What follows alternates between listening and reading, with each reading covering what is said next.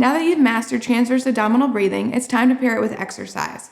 Today I'm going to show you 2 different ways that you can do that. For our first option, what we're going to do is we're going to actually take an active core breath, and then we are going to breathe through our chest. So this is one of those only times I'm going to tell you it is fine to breathe through your chest while you have lifted that pelvic floor, wrapped that TVA, everything's nice and tight, and then as you perform the move, everything's going to stay tight while you breathe through your chest. This also allows for better core support when we're lifting heavier weights. So this is a great option, again, if you're doing any sort of cardio move or pulsing move or anything that's gonna have you lifting heavier weights. So now I'm gonna show you what that looks like. So for a squat pulse, we're gonna come into our regular squat position.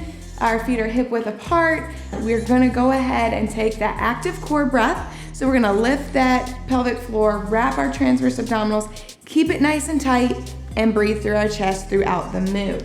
So we're gonna go ahead.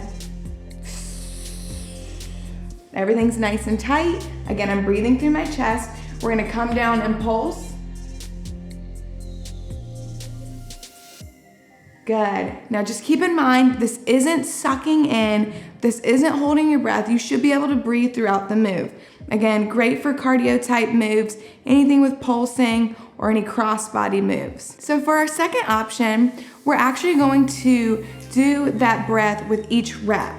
So what we're gonna do, for an example, if we're doing a squat, again, we're gonna go ahead into that squat position. On that down portion, the eccentric part, we are actually going to relax that pelvic floor, inhale. So we're gonna come down, and on the exhale, when we push that force, when we're exerting force, so this is true for any exercise, whenever you exert that force, that's when you're gonna take that deep core breath.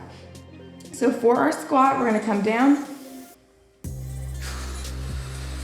And on the up, I took my deep core breath. I'm gonna release. Again, we're here. On the up. So you have 2 options. Remember that first option is great for cardio moves, pulsing moves, and that second option is better on moves that are body weight or just more fluid, where you have that time to kind of slow it down. So now I showed you an example of a squat, how you would breathe through that. Now I also want to show you how that looks like with a curl, just so you can see a different movement and how that breath works. Okay, so for a curl, we're gonna stand nice and tall, slight bend in that elbow, and on the up is the work portion. So when we're bringing that weight up, that's when we want to bring that pelvic floor up, wrap that TVA, and then release on the down. So nice inhale on the down, and then an exhale. Relax on the down,